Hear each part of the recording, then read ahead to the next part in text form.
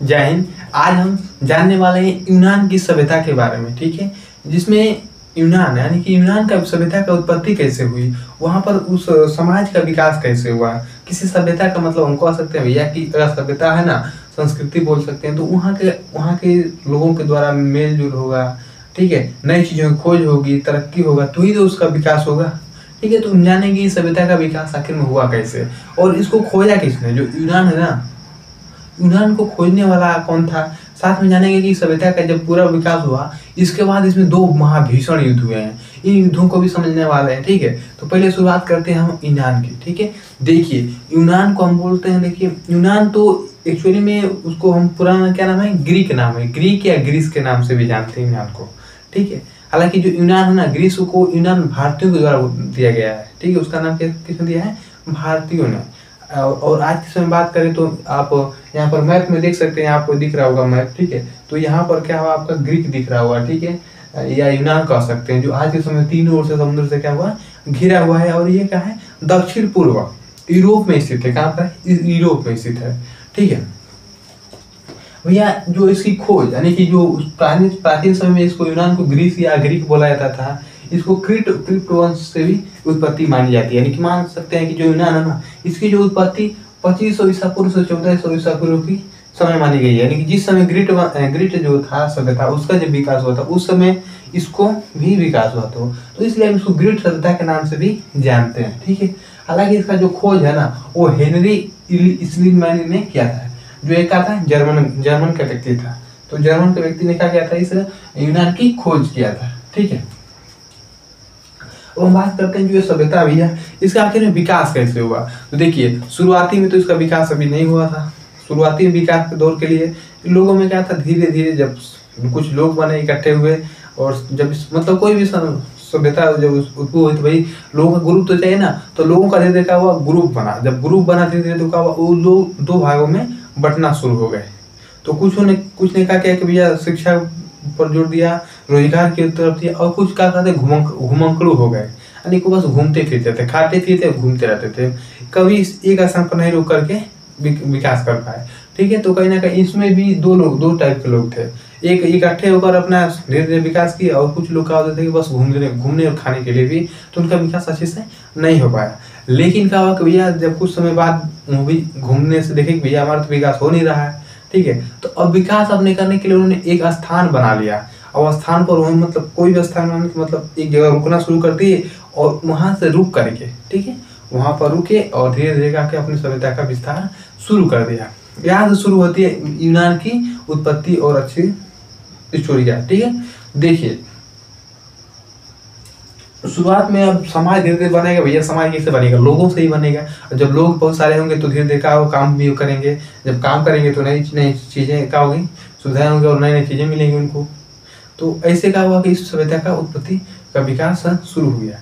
देखिए हम बोल सकते हैं यहाँ से थोड़ा सा हम सामाजिक स्थिति के बारे में जानेंगे। देखिए तो सामाजिक शुरुआती में जो वहाँ का समाज था, यानी कि जो ग्रीक बोल सकते हैं या यूनान कह सकते हैं, तो जो वहाँ का समाज क्या था भैया, वो दो रूपों में बटा हुआ था शुरुआती दौर में, एक नागरिक और एक गैर नागरिक के रूप में, ठीक है। अब नागरिक इनके अंतर्गत आते हैं। तो देखिए नागरिक हम उसे कह सकते हैं जिसमें क्या था, उस समय जो सरदार हुआ करते थे, और उसके अंदर क्या होते थे, गरीब किसान हुआ करते थे, तो उनको नागरिक के अंतर्गत रखा जाता था। हालांकि सबसे इसमें जो भोग विलास कम करते थे तो सरदार थे भैया। जो ऊंचे पद वाले थे ना, उनको अधिक प्रॉफिट होता था, और नीचे वालों को कोई प्रॉफिट नहीं था। हालांकि और उनको प्रताड़ित और दुखित किया जाता था। जो गरीब किसान थे उनको अधिक मजबूर किया जाता था, उनको परेशान किया जाता है, ठीक है। वहीं हम बात करते हैं गैर नागरिक के बारे में। तो देखिए गैर नागरिक वो होते थे जिसमें क्या थे, नौकर हो गए, सॉरी क्या बोल सकते, विदेशी व्यक्ति हो गए, ठीक है। इसके बाद जो खरीदे हुए क्या थे, दास थे, उनको रखा गया था किसमें, गैर नागरिक में। ये सभी क्या थे अपने गैर नागरिक, और इनको एक बदतर से बदतर जिंदगी क्या होता था, इनको इनके साथ किया जाता था। हालांकि इसमें जो बेचे गए जो गुलाम थे, गुलामों की जिंदगी और बदसूरत थी, कह सकते हैं, ठीक है। उनकी जिंदगी एकदम नरक से भी क्या थे, खत्म थी भैया। उसमें क्या होता था भैया, उनको अधिक से अधिक कष्ट और खाने पीने कोई भी सामान नहीं दिया जाता अच्छे से, उनको बस काम कराया जाता था, ठीक है भैया। आप क्या, आपको खरीदा गया है, ठीक है, आप गुलाम हो तो आपको गुलामी की तरह काम कराएंगे सब। तो उनको ये सब बहुत ज़्यादा प्रताड़ित करना शुरू कर दिया, जिससे उनकी स्थिति और क्या हुई, खराब होती गई। इसके बाद क्या होता है कि ये समाज धीरे धीरे उसमें जब जागरूकता हुआ, पैसे हुआ, तो भैया जब पैसा हुआ तो थोड़ा थोड़ा ग्रुप में भी बंटना शुरू कर दिया गया।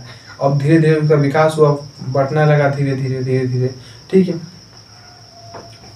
ठीक है। अब देखिए भैया वहाँ पर क्या होता है कि धीरे धीरे, ठीक है, वहाँ के लोगों ने, वहाँ के जो भी किसान थे, उन्होंने कहा क्या कि भैया अब जीविका जीने के लिए भैया अपने साम्राज्य को विस्तार करने के लिए रोजी रोटी तो चाहिए ना।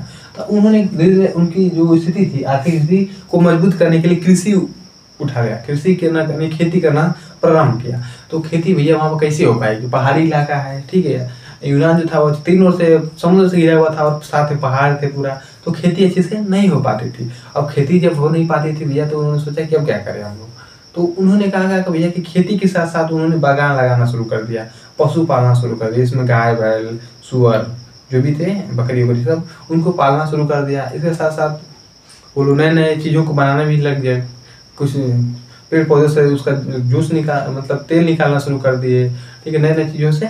और क्या कर, जब ये सब निकालना शुरू करने के बाद इन्होंने व्यापार का भी सहारा ले लिया भैया कि बस हम लोग खेती करेंगे तो हमारी जीविका नहीं चलने वाला है, ठीक है। अगर अपने लोगों को बचाना है ना, तो उनको भूखों से बचाना है, तो आपको व्यापार भी करना पड़ेगा। तो व्यापार करने के लिए उनके पास एक अच्छा स्रोत के साधन बोल सकते हैं, क्योंकि उनके पास 3 ओर से समुद्र था और किधर भी लेकर जाकर अपना व्यापार कर सकते थे। तो इससे क्या हुआ कि भैया उनकी आर्थिक और धीरे धीरे क्या हुई, अब मजबूत होनी शुरू हो गई, ठीक है। पहले की अपेक्षा उसमें क्या हुआ, विस्तार शुरू हुआ। अब भैया देखिए उनमें शिक्षा की भावना धीरे धीरे जागृत हुई। अब धार्मिक ये लोग धर्म को भी मानने वाले थे, ठीक है। वो क्या करते थे, वो धर्मों को भी मानते थे, ठीक है। देवी देवता हो, उस समय देवी देवताओं को क्या मानना, इन लोगों को प्रचलित प्रथाएं शुरू हो गए। हालांकि ये लोग इसलिए मानते थे क्योंकि ये लोग मृत्यु से डरते थे, मौत से क्या होता था, डरते थे, इसलिए ये लोग क्या माना, देवी देवता की पूजा करते थे। और उस समय इनके मुख्य सबसे प्रमुख देवता कौन सा था, तो जीसस, ठीक है। और इसको ईरान उसको कह सकते हैं क्या, उसको ग्रिप्ट बोल सकते हैं, क्रिप्ट, ठीक है। तो अलग देश अपने अपने अनुसार उनको जीसस को बोलते हैं, ठीक है। तो यहाँ पर आप देख सकते हैं जो क्या बोलते हैं, देवी देवताओं की पूजा करते हैं, जिसमें जीएस का होते हैं। और वहीं रोमन में जीएस को जुपिटर बोला गया है, क्या बोला गया है, जुपिटर, ठीक है। देखिए इसके बाद जो युद्ध का देवता को उनको उन्होंने बताया था इरिस, और प्रेम के देवता को इरोस बताया, ठीक है। अब भैया धीरे धीरे संस्कृति का तो विकास होना हो गया। अब वहाँ पर जो संस्कृति थी ना, धीरे कई सारे टुकड़ियों में बंटना शुरू हो गई। तो उसमें जो ईरान तो है, सॉरी यूनान है, तो वो भैया क्या हुआ कि 2 स्टेटों में बट गया। एक बटा किसमें, एक बटा स्पार्टा और एक बटा एथेंस में। अब एथेंस जो है ना, वहाँ की देवी देवताओं का नाम से, यानी कि क्या थी, वहाँ की एक देवी थी एंथना, तो उन एंथना के नाम से उसको एथेंस रख दिया गया, ठीक है। और स्पार्टा तो लड़ाकों का क्षेत्र था। अब यहाँ से एक नई कहानी मोड़ लेती है, ठीक है। कहानी मोड़ कैसे लेती है भैया, देखिए एथेंस और स्पार्टा में क्या डिफरेंस था। तो एथेंस वाले क्या थे, लोकतंत्र वाले थे। वहाँ पर राजा का शासन था, लेकिन वहाँ पर लोकतांत्रिक व्यवस्था थी, ठीक है। यानी प्रत्येक व्यक्ति को शिक्षित करना जरूरी है, सभी को रोजगार मिलना जरूरी है। और वहाँ पर सबसे पहले जो राजा हुए थे, वो राजा हुए थे कौन, सोलन ने क्या किया भैया कि धीरे धीरे वहाँ के लोगों को देखा, और जो दास थे, जो गुलाम थे, उनको आजाद किया, कहा कि अब से कोई गुलाम नहीं रहेगा, सबको अपना अधिकार मिलना चाहिए, ठीक है। ये गलत है। और जो कड़ा कानून बनाया गया था, उस कानून को क्या कर दिया उसने, नियम मतलब सिंपल कर दिया, जिससे कि वहाँ के लोगों को जीना आसान हो गया, ठीक है। तो धीरे धीरे उनकी तरक्की भी शुरू हो गई। अब शिक्षा का भी उसने विशेष ध्यान दिया, ठीक है। उसने कहा कि भैया कि जो 6 से 14 वर्ष के बच्चे थे, उनको पढ़ना लिखना अनिवार्य कर दिया कि भैया आप सभी को पढ़ना है। इसके बाद 14 से 18 तक को मैथ और मतलब बेसिक चीज़ें सिखाया गया 14 वर्ष तक। इसके बाद मैथ और साहित्य का योगदान दिया गया 18 वर्ष तक। और 18 से जो भी था 1-2 वर्ष जो था, उसमें उस सैन्य परीक्षण भी दिया जाता है, यानी सैनिक शिक्षा भी दी जाती थी, ठीक है। किसमें, इसमें होता था एथेंस वालों के लिए। वही बात करते हैं स्पार्टा वालों के लिए। तो स्पार्टा का जीवन कैसा था भैया, तो स्पार्टा वालों का ये ज़्यादा महत्व नहीं देते थे, ये शिक्षा कम देते थे, ये सैनिक व्यवस्था पर ज़्यादा महत्व देते थे, ठीक है। अब देखिए ये शुरू से जब भी कोई बच्चा होता था ना 6-7 साल का, तो उसको इसके बाद क्या करते थे, एडॉप्ट कर लेते थे अपने व्यवस्था में, अपने सैनिक उसमें, और उनको शुरुआती से संघर्ष कराना शुरू कर देते थे भैया। शुरुआती से अब छोटा बच्चे आप लोग चाइना में देखे होंगे कुछ जो कुंफू वाले होते हैं ना, तो छोटे बच्चों से क्या प्रैक्टिस कराना शुरू कर देते हैं, एक से कठिन उनको टास्क दिए जाते हैं करने के लिए, ठीक है। अगर बड़े व्यक्ति को करेंगे तो नहीं कर पाएंगे, और पैर देखते हैं पैर पर चढ़ा लेते हैं, मूड़ी करिया पूरा तोड़ देते हैं। तो वो बेसिक से छोटे वर्ष से करते आ रहे हैं, तो इनको पूरे शरीर को अपने वजह से बना लिया। लेकिन अब कोई बुढ़े व्यक्ति से या आधी उम्र बीत जाने के बाद करने के तो नहीं कर पाएगा, टूट जाएगा, करके नहीं पता चलेगा करिया टूट गया, ठीक है। तो भैया वो अगर कोई इस चीज़ को अपने आप को स्ट्रांग करना है तो भैया शुरू से ही आपको करनी पड़ेगी। तो वहाँ के लोग जो स्पार्टा के लोग थे बहुत क्या थे, ये लड़ाकू थे और अपने आप को हिस्ट पुष्ट बनाते थे। हालांकि वहाँ के जो बच्चों थे, जो कोई भी बच्चा अगर होता था, ठीक है, तो अगर कमजोर बच्चा है तो उसको मार देते या तो उसको हटा देते, नहीं ये नहीं रहेगा, ठीक है। जो ताकतवर बच्चे होते थे उनको लेकर जाते थे और घने जंगलों में छोड़ देते थे भैया, जो वहाँ पर जा तू और उसको बिना हथियार के जंगलों में छोड़ देते थे, कहीं सांपों के इलाकों में डाल देते थे, पानी में डाल देते थे। भैया तुम्हें क्या है, तेरी एक परीक्षा है और परीक्षा में तुझे पास होकर आना है, अगर तू फेल हो गया तो भैया खत्म कहानी तेरी, वहीं पर तुझे मार डालेंगे। और बताओ 10 से 15 साल के बच्चों को छोड़ दिया जाएगा वनों में ले जाकर जंगलों में, तो वहाँ से कैसे लड़ेंगे। तो अब उसमें से जो निकलता था वो खतरनाक युद्ध होता था, ठीक है। उसके बाद उसको कठिन वहाँ से ट्रेनिंग होती थी। हालांकि उस संगठन का नाम था, जो सैन्य संगठन था ना, उसका नाम था अबोगे, क्या नाम था, अबोगे, ठीक है। वहाँ पर ट्रेनिंग शुरू होती थी। अब आगे बात करेंगे कि आखिर में वहाँ पर जो स्पार्टा है वहाँ पर एक भयंकर युद्ध होता है, उन युद्धों को भी बात करेंगे। इससे पहले कुछ इसमें का बेसिक कॉन्सेप्ट को हम समझ लेते हैं, ठीक है। देखिए अब क्या होता है कि भैया जो जैसे सोलन ने क्या किया, लोकतंत्र लगा दिया। अब जब लोकतंत्र लगा दिया तो प्रत्येक नागरिक को भी अधिकार मिला। सोलन के बाद जैसे सोलन का होता है, सोलन के बाद मृत्यु के बाद कलस्ट्रीन जाता है। अब कलस्ट्रीन देखता है कि भैया सोलन ने तो बहुत योगदान दिया है, लोगों को पढ़ाया है, तो उसी को देख कर क्या करता है, ये भी वही नियम करता है कि नहीं, इस जो लोकतंत्र चीज है ना उसको आगे बढ़ाया जाए, जिससे लोगों का क्या होगा, विकास होगा। अब ये भी वही काम करता है लोगों का विकास करने के लिए। हालांकि विकास तो इसमें भी बहुत तेजी से होता है, लेकिन स्पार्टा में विकास नहीं हो पाता, क्योंकि वहाँ पर लोकतंत्र नहीं बल्कि सैनिकों का शासन है, राजशाही शासन कर सकते हैं, वहाँ पर कोई लोकतंत्र नहीं होता है। और यहाँ पर डेमोक्रेसी होती है, ठीक है। तो जैसे यहाँ पर क्या होता है, विकास तेजी से देखने को मिलता है। इसके बाद होता है क्या, इसके बाद आता है आपका पेरिक्लिनिक का समय आता है। अब इसके काल को बोला गया स्वर्ण काल बोला गया, ठीक है। स्वर्ण काल इसलिए बोला गया कि क्योंकि इसने और ज्यादा लोगों को विकास करने के लिए बहुत ज्यादा योगदान दिया। इसने कहा कि शिक्षा का भी स्तर बढ़ाया, प्रत्येक व्यक्ति को शिक्षित करने का अधिकार इसने दे दिया।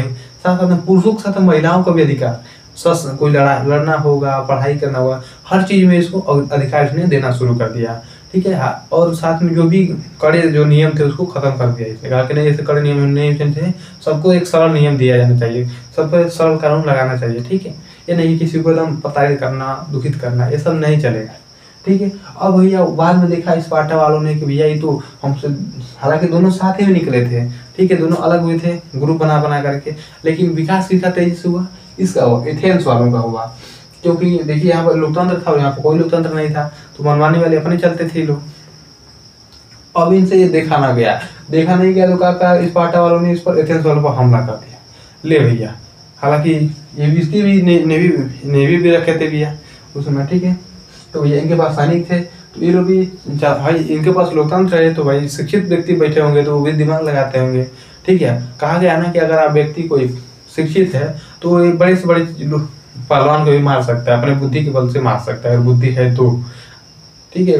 मोटा पहलवान में क्या हो जाए, मोटे पहलवान बोले होता है बुद्धि कम होती है, ठीक है। जो पतला होगा, ऐसे कहावत है, बुद्धि तो भाई आपको शिक्षा लेने के अनुसार ही आपको मिल सकती है। ऐसे नहीं है कि बुद्धि आपको बस मंत्र बैठे और मंत्र पढ़ दिए तो आपको बुद्धि, या बैठ के स्मृति है तो बुद्धि है, नहीं, उसके लिए आपको पढ़ना पड़ेगा, बिना पढ़े आप कुछ भी हासिल नहीं कर सकते हैं, ठीक है। तो कहीं ना कहीं देखिए इससे जन्म किया स्पार्टा, और स्पार्टा ने इस पर हमला किया, किस पर, एथेंस पर। और हमला किया तो भैया इसके पास भी सही थे। शुरुआती में जो स्पार्टा था एथेंस से जीतता गया, फिर बाद में बात करा कि स्पार्टा क्या होगा, एथेंस वालों से एक बार फिर हार गया, एक बार हारता है। इसके बाद फिर से क्या करता है स्पार्टा, इस पर एथेंस को फिर से युद्ध करता है और इस पर एथेंस को हरा देता है। हरा देने के बाद क्या होगा, एथेंस का पूरा साम्राज्य क्या होता है, विस्तार हो जाता है।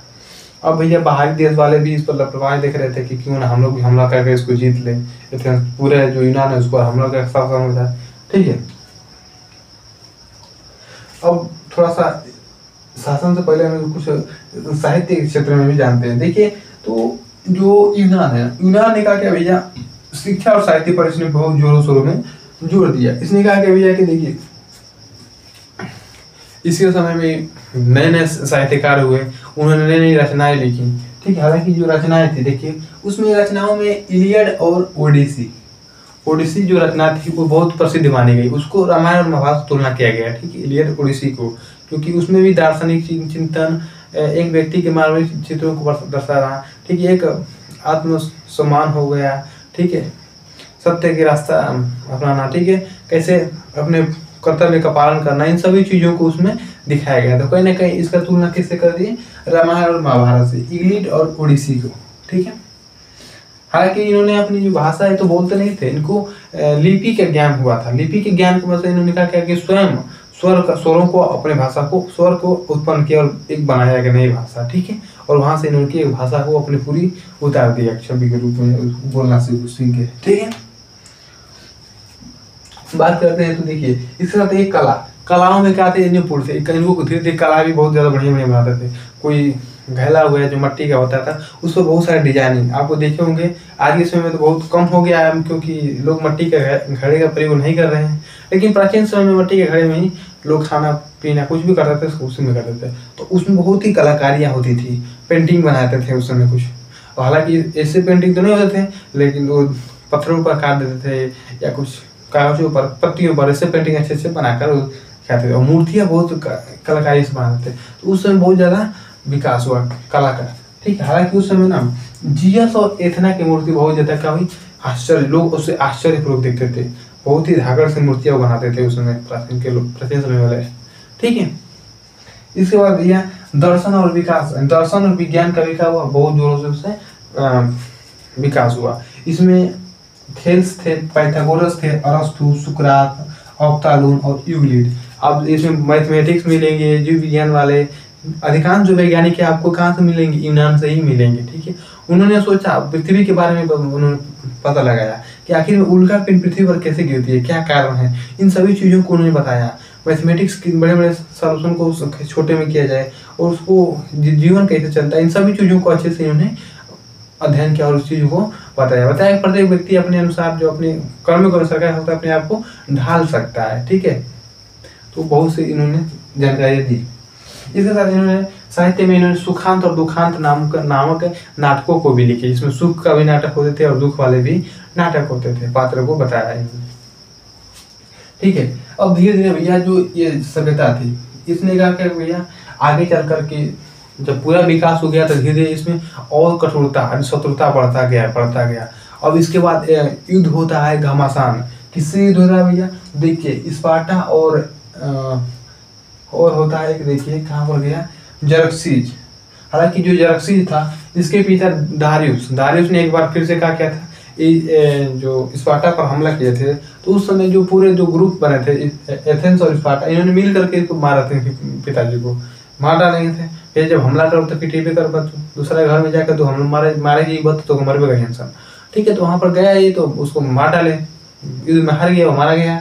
तो उसका बदला लेने के लिए इस जरक्सीज, आपने 300 लोगों का एक मूवी है 2006 में आई थी, उसको आपने देखा होगा। इसमें से जरक्सीज जो होता है पूरा लगता है ससुरा के का है, एक महिला है, पूरा ऊपर से नीचे तक सोना का पहना होता है, मुंह में काम पता नहीं कहाँ छेदवा कर रखा होता है।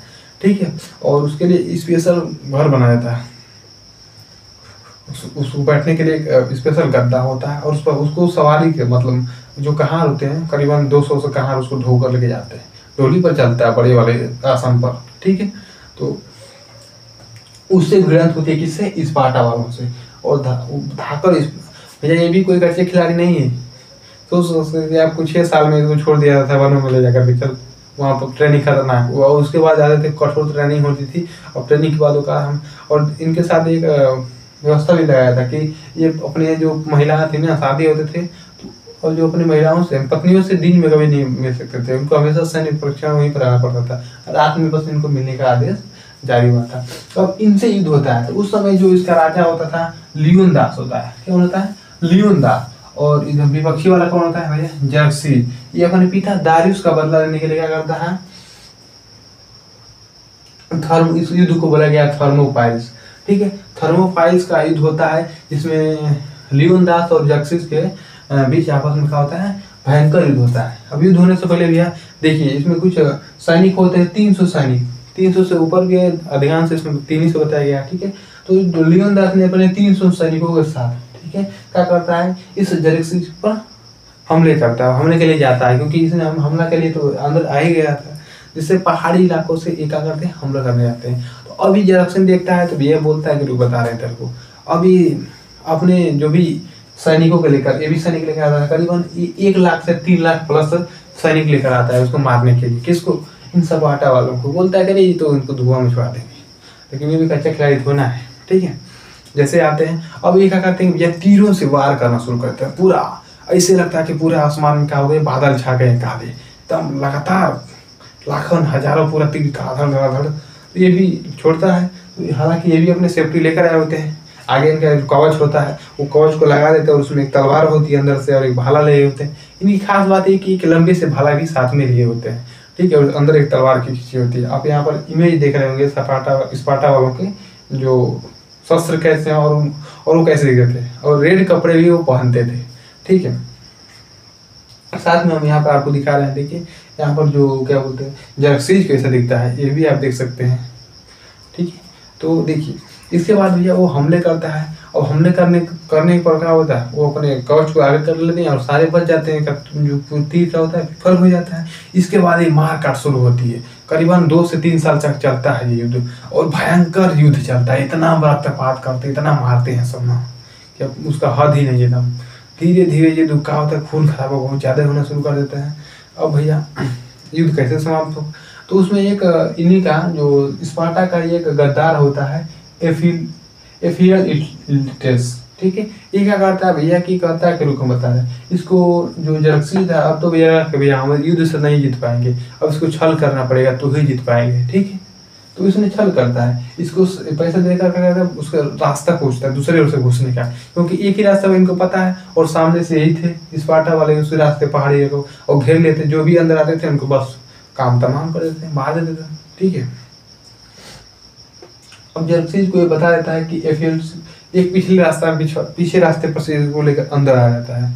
जब अंदर आते हैं तो पूरे क्या होते हैं, जो लियोनदास जो है ना, ये क्या होता है, अपने सैनिकों के साथ घेरना शुरू हो जाते हैं। इसके बाद लियोनदास कहता है कि अब हम लोग बचने वाले नहीं है, तो ये अपन एक सैनिक को भेजता है अपने घर, जो अपने साम्राज्य में, कहाँ पर, स्पार्टा में। कहता है कि बता देना कि हम कैसे एक वीरता की तरह युद्ध में लड़े और मारे गए। ठीक है, वो तो चला गया एक सैनिक इसमें से। इसके बाद क्या होता है कि देखिए इनको चारों ओर से घेर लिया जाता है, और फिर ये कहता है, जर्सीज बोलता है कि तुम मुझे क्या कर दो, सरेंडर कर दो, अगर बचना चाहते हो तो वहाँ के जो सैनिक होते हैं वो बोलते हैं क्या, मोलेन लाभो। ठीक है, उनका एक नारा है, आज भी जानेंगे, मोलेन लाभो। कोई था बोलते हैं क्या बात, मोलेन लाभो, कहा कि अपने आप कर दो, कहा था अपनी तलवारें ले छट रख दो, दे दो, तो कह रहे हैं कि मोलेन लाभो मतलब आओ ले लो। इतना एटीट्यूड था कि आओ छीन लो, इतना उतुका था, कोई हिम्मत नहीं था कि उनके पास कोई चला जाए, मार फिनाश हो जाता पूरा, कारपीट के दम एक बराबर कर देते हैं। और भैया युद्ध में घेर लिए पूरे चारों ओर से, क्या कर दिए, बाणों से हमले करना शुरू कर दिए। आप बाहुबली देखे होंगे। ठीक है, तो बाहुबली लास्ट वाला सीन में क्या होता है, पूरे बाणों से क्या होते हैं, मारता है सब। तो जब मारता है तो क्या बनता है, एक वो जो कवच बनाते हैं, जो आगे वाले ये होते हैं ना, उसको कवच बना करके क्या होता है, उसमें छिप जाते हैं, सब बाणों से बच जाते हैं। ठीक है, लेकिन यहाँ पर घेर करके चारों से क्या होते हैं, लास्ट में इनको बाणों से मार देते हैं। इससे क्या होता है, जो लियोनदास होता है उससे क्या होती है, डेथ हो जाती है, यानी वो मर जाता है। और इस पर शासन किसका होता है, अब इस पर शासन हो जाता है किसका, जर्सीज वालों का। ठीक, लेकिन कुछ समय बाद क्या होता है कि इनसे एक विजय हो जाता है, किसकी विजय हो जाता है भैया, मैसेडोनिया के राजा फिलिपिन की। किसकी होती है, 4वीं शताब्दी में जो मैसेडोनिया होता है उसके राजा फिलिप जो होता है उसका इस पर शासन हो जाता है। जिसका पुत्र कौन था, सिकंदर था, जिससे अलेक्जेंडर तृतीय के नाम से भी जानते हैं। उसी ने पूरे एशिया और यूरोप को अपने अधीन किया था। ठीक है, वही था जो पूरा से हारने के बाद क्या हुआ था, अपने पीछे वापस गया था और रास्ते में क्या हुई, मृत्यु हो गई थी। ठीक है, पूरी दुनिया को जीतने वाला कौन, सिकंदर। तो मैसेडोनिया यानी फिलिप का पुत्र कौन था, सिकंदर था। तो इसके अधीन आता है फिर सिकंदर के अधीन आता है, और सिकंदर की भैया 35 साल की उम्र में क्या होती है, डेथ हो जाती है। डेथ होने के बाद क्या होता है भैया कि जो भी उसके मंत्री होते हैं वो प्रत्येक राज्य में क्या होते हैं, बटे होते हैं, तो वो अपने अपने राज्य को अपने अधीन कर लेते हैं। मतलब पुरानी जो सभ्यता थी उसका अंत होता है और नई सभ्यता का निर्माण होता है। ठीक है, तो आज के लिए इतना है, फिर मिलते हैं, तब तक के लिए जय हिंद।